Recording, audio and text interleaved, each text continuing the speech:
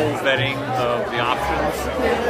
I personally think that mass transit of some sort is necessary. In the last year, I've been to Portland, Oregon, I've been to Eugene, Oregon, I've been to Seville, I've been to Barcelona.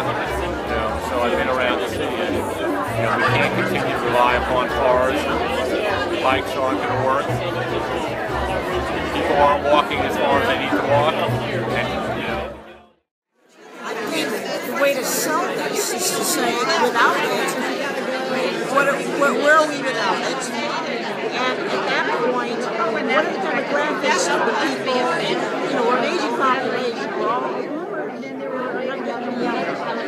and there's the same issue. And so, if you're not worried about yourself, the more of what's embarrassed, because if they don't have the independence, you're going to want to show them if you want them to have the quality.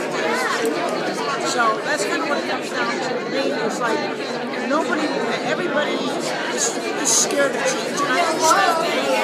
But again, you can't put your head in the sand. You have to realize that one way or another,